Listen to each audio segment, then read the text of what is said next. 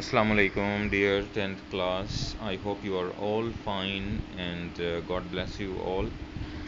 اللہ تعالیٰ کامیابیاں دے آپ کو ہر میدان میں.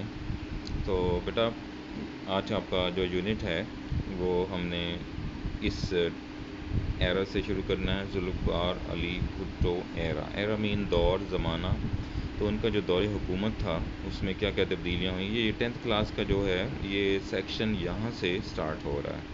پہلا آرٹیکل آپ کا یہی ہے تو اس کا آپ نے دھیان رکھنا ہے اور اس کو واچ کیجئے, سنیے غور سے تاکہ آپ کو سمجھ آ جائے. تو میں یہ اس کو کلیئر کرتا ہوں, آپ اس کو سمجھیں, سنیں, پھر آپ اس کو یاد کر لیں. اردو والے بھی اس کو سمجھیں آرٹیکل کو, اور انگلش میڈیم بچے جو ہیں جو انگلش میں لکھنا چاہیں گے پاک اسٹڈی کو وہ بھی اس کو واچ کر لیں.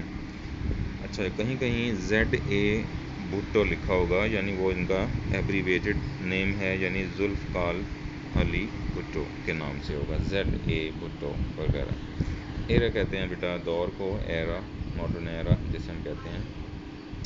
تو آرٹیکل میں ہے 20 دسمبر 1971 to 5 July 1977.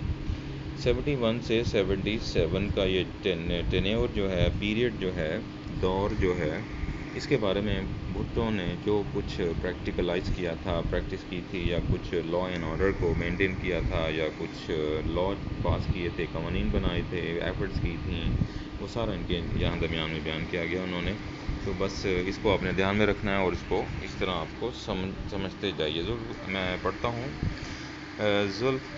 Zulfikar Ali Bhutto took over the office of President of Pakistan as well as Civil Martial Law Administrator on 20th December 1971. 20 دسمبر 1971 میں ذوالفقار علی بھٹو ٹک اوور دا آفس, انہوں نے یہ پوزیشن سنبھالی تھی, آف پریزیڈنٹ آف پاکستان, بحیثیت پاکستان کے president کی حیثیت سے, as well as civil martial law administrator. Civil martial law جو آرمی کا ایک اسٹائل ہوتا ہے گورنمنٹ کا, تو مارشل لا اسے ہی کہتے ہیں, جس طرح مارشل لا لگ جاتا ہے, تو یہ وہی والا لفظ ہے جسے مارشل لا بولتے ہیں, that is martial law administrator. On December, تو 71 میں دسمبر میں یہ مارشل لا لگایا گیا تھا. He was the first civilian martial law administrator of the country. تو عوام کے لحاظ سے جو مارشل لا لگا تھا, عوامی مارشل لا جسے آپ کہہ سکتے ہیں, انتظامی طور پر پورے ملک میں, تو یہ فرسٹ تھا ان کے دور حکومت میں. To create a new spirit in the nation, ایک نیا جذبہ پیدا کرنے کے لیے قوم کے اندر. Enable them to face the challenging, اس تاکہ وہ آنے والے حالات کا مقابلہ کر سکیں, کنڈیشنز کا, حالات کا مقابلہ کر سکیں. And to make people aware of his policies, اور انہوں نے کوشش کی کہ لوگوں کو ان کی پالیسیز کے بارے میں آگاہ کیا جائے. He made his first speech the same day, اسی دن آپ نے پہلی تقریر کر دی تھی, وچ گیو نیو ڈٹرمینیشن, جس سے لوگوں کو نیا ڈٹرمینیشن یعنی قوت ارادی ملی, اینڈ زیل اور جوش اور جذبہ نصیب ہوا, to make the Pakistan people, Pakistani, to morale of the to the morale of the Pakistani people, تاکہ وہ ان کی حوصلہ افزائی کریں, پاکستانی لوگوں کی. مورال میں نے حوصلہ افزائی کرنا, جرأت دینا, شجاعت دکھانا, بہادری دکھانا وغیرہ.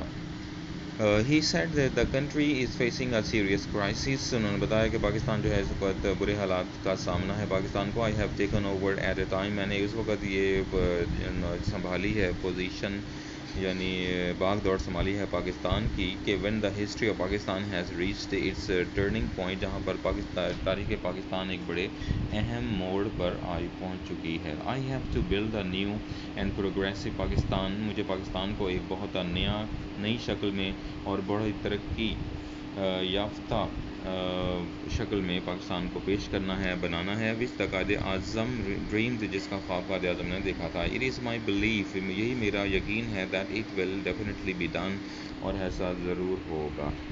تو یہ ان کے الفاظ تھے کچھ تقریر کے دوران جب انہوں نے پہلی کی تھی, تو اس کے اندر یہ سارا ان کے الفاظ بیان کیے گئے ہیں. نیکسٹ آپ کا بیٹا ٹاپک آپ کے آگے آ رہا ہے, main aspects of the economic reforms during 1971 سے 77 تک. 71 سے 77 تک جو ریفارمز ہوئی تھیں, یعنی چینجنگ آئی تھیں, جو اصلاحات ہوئی تھیں, اور وہ بھی تھی معاشی, اکنامک, معاشی طور پر, یعنی بزنس پوائنٹ آف ویو سے. جو اصلاحات ہوئی تھیں اس کے بارے میں کیا صورتحال ہے 71 سے 77 تک. پہلا پوائنٹ ہے اس کا نیشنلائزیشن آف انڈسٹریز. پہلا کام یہ کیا تھا بھٹو نے کہ انہوں نے جو کچھ انڈسٹریز جو تھیں اس کو اپنی قومی تحویل میں لے لیا تھا. نیشنلائزیشن کا مطلب ہے کہ وہ قومی تحویل میں آ جائیں، یعنی پاکستان کی تحویل میں آ جائیں. گورنمنٹ اس کو واچ کرے گی، ایک اکیلا شخص یعنی پرائیویٹ شخص کوئی نہیں کر سکتا بزنس کے طور پہ. تو بائی 1971 1971 تک 60% of the countries industrial assets, Pakistan کے جو صنعتی جو اثاثے تھے، ایسٹس میں نے اثاثے، انڈسٹریل میں نے صنعتی، اور 80% آف دا انشورنس بزنس، اور 80% یعنی 80% جو تھا جو انشورنس بزنس تھا ور اونڈ بائی 22 فیملیز. اس کے اوپر 22 فیملیز قابض تھیں صرف اور صرف، یعنی انہوں نے اس کو اپنا اجارہ داری سمجھی ہوئی تھی. آن ڈسمبر 22 اور 22 دسمبر تک 1971 میں passports of the 22 capitalist families, passport جو تھے 22 سرمایہ دار فیملیز کے جو پاسپورٹ تھے ور کانفسکیٹڈ. حکومت نے ان کو اپنے قبضے میں لے لیا. کانفسکیٹ کہتے ہیں قبضے میں لے لینا. اینڈ اور industrial licenses of more than ₹100 million worth, اور جو صنعتی جو لائسنس تھے تقریباً جن کی مالیت بنتی ہے 100 ملین کے قریب، ایشوڈ ٹو 19 کمپنیز، اور وہ جو کہ 19 کمپنیز کو ناجائز طور پر جاری کیے گئے تھے، ور ڈکلیئرڈ ایلیگل، ان کو بالکل ہی غیر قانونی قرار دے دیا گیا. ایلیگل میں نے غیر قانونی، ڈکلیئر میں نے قرار کرتے دینا یعنی بتا دینا کہ یہ ایلیگل ہے. زیڈ اے بھٹو یعنی ذوالفقار علی بھٹو جو تھے، considered industrial development and stability essential for the development of the Pakistan people of Pakistan. انہوں نے جو صنعت تھی اس کی ترقی کو اور اس کے استحکام کو، اسٹیبلٹی استحکام، انڈسٹری یعنی ڈیولپمنٹ میں نے ترقی، تو اس کی ترقی اور اس کے استحکام کو بہت ہی ضروری سمجھا ہوا تھا پاکستان کے لوگوں کے لیے. His main goal was the betterment of Pakistan. ان کا یہی مقصد تھا کہ بس کسی طرح پاکستان کے لوگوں کی حالت بہتر ہو سکے. He disagreed with the policies of capitalists, the wealthy and the industrialists. جتنے بھی صنعت کار لوگ تھے، دولت مند لوگ تھے، اور جتنے سرمایہ دار لوگ تھے، ایک ہے صنعت کار اور ایک ہے سرمایہ دار، یہ جتنے بھی امیر لوگ تھے جن کے پاس دولت جو تھی سمٹی ہوئی تھی، انہوں نے سمیٹی ہوئی تھی، انہوں نے ان کی پالیسی سے بالکل اتفاق نہیں کیا. To save the people from their injustices, اور لوگوں کو ناانصافی سے بچانے کے لیے mister Bhutto issued an ordinance. انہوں نے ایک قانون پاس کر دیا جو کہ 1972 میں 2 جنوری 1972 میں نکلا تھا، under which 10 heavy industries were nationalised by the government. اور جس کی وجہ سے گورنمنٹ نے 10 ایسی صنعتیں تھیں، یعنی کارخانے تھے، فیکٹریاں تھیں جسے آپ کہہ لیں، کہ جن کو حکومت نے، پاکستانی گورنمنٹ نے اپنے حصے میں لے لیا تھا، اپنی تحویل میں لے لیا تھا، اپنی سپرویژن میں لے لیا تھا. اور وہ انڈسٹریز کے نام نیچے دیے جا رہے ہیں آپ کو بتانے کے لیے، جس میں شامل ہے auto mobile industry, not auto mobile, this is auto mobile. Auto mobile means جہاں پر گاڑیاں بنتی ہیں، گاڑیاں مینٹین ہوتی ہیں، اس کو آٹو موبائل کہہ دیا جاتا ہے، ہر قسم کی گاڑی کو. کیمیکل انڈسٹری ہے، consumer goods industry. Consumer goods industry جو لوگوں میں عموماً سامان، گڈز میں نے سامان، جو سامان وغیرہ کی تجارت ہوتی ہے، یہ ساری اس انڈسٹری میں آ جاتی ہے. اسٹیل انڈسٹری اور heavy equipment industry. Heavy equipment industry کا مطلب ہوتا ہے جہاں پر پرزہ جات بنائے جاتے ہیں، جسے اسپیئر پارٹس آپ کہتے ہیں، لیکن یہ بنتے ہیں بڑی ہیوی مشینری کے، جیسے بڑے بڑے فیکٹریوں کے اندر پلانٹ چل رہے ہوتے ہیں، ان کے پارٹس جو بناتے ہیں انہیں کہتے ہیں heavy equipment industry. Petro chemical industry, جیسے نام سے ظاہر ہے، اس میں پیٹرول قسم کی جو ایکٹیویٹیز ہوتی ہیں اور معدنیات ٹائپ کی چیز ہوتی ہیں وہ ڈیل کی جاتی ہیں. Cement industry, social welfare services industry, یہ تو آپ کو سمجھ آ ہی رہی ہے. اور ٹریکٹر انڈسٹری، ٹریکٹر جو آپ کے لیے یوز ہوتے ہیں فارمنگ کے لیے. اور heavy electrical equipment industry. Heavy electrical equipment وہ مشینری جو کہ بجلی سے چلائی جاتی ہے، جن کا تعلق بجلی سے ہے، تو اس کو کہتے ہیں ہیوی الیکٹریکل اکوپمنٹ انڈسٹریز. تو یہ وہ انڈسٹریز تھیں جن کو گورنمنٹ نے نیشنلائز کر دیا. اسی کو تو نیشنلائز کہتے ہیں، یعنی ایسی انڈسٹری جن کو حکومت اپنے تحویل میں لے کر چلاتی ہے. Under the industry reforms, directors of 20 industrial units were terminated. In companies میں جتنے بھی ڈائریکٹر تھے ان سب کو ٹرمینیٹ کر دیا گیا، یعنی نوکری سے نکال دیا گیا.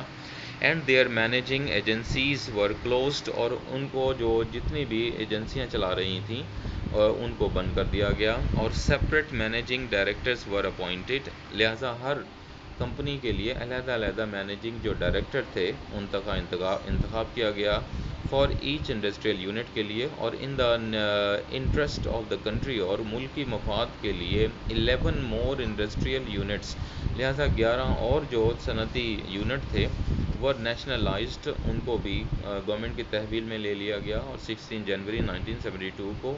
اور the above mentioned actions of Bhutto's government gave strength to economic stability. یہی وہ بھٹو کی کوشش تھی جس نے پاکستان کو معاشی طور پر بڑا ہی طاقتور بنا دیا. strengthen economic stability، طاقتور بنا دیا. and encouraged industrial development، اور اس طرح ایک صنعتی جو ترقی تھی اس کو بہت زیادہ حوصلہ افزائی کی گئی. یہ بیٹا آج آپ کا ٹاپک صرف یہی وہ ہے، اس کو آپ سمجھیے، اس کو یاد کیجئے. آہستہ آہستہ آگے چلیں گے، تھوڑا سا آپ کو آگے لے کر چلیں گے کہ پہلا ویڈیو ہے، اور تاکہ آپ کو یہ سمجھ آ جائے کہ کیا چل رہا ہے ایک آرٹیکل میں، کیا چیزیں ہوتی ہیں. تصویریں بھی آپ کو دی گئی ہیں، جو چیزیں سمجھ نہیں آ رہی ہیں آپ تصویر دیکھ کر اس کو بات کو سمجھ جائیے. تو بیٹا یہ سارا آج کا ٹاپک میں نے ڈسکرائب کیا ہے، آپ ان کا دھیان رکھیں. ابھی اس کے بہت سارے پارٹس ہیں، آپ دھیان رکھیں گے. 71 سے ابھی ہم نے 77 پورا کمپلیٹ کرنا ہے. تو آج صرف ہم نے ذوالفقار علی بھٹو کے بارے میں ہی تھوڑا سا پڑھا ہے، ان کے نیشنلائزیشن کا آرٹیکل ہے اس کے بارے میں. تو اس کو آپ نے دھیان رکھنا ہے، اس کو بار بار سنیے اور اس کو تیار کیجیے. Thank you very much. اللہ حافظ.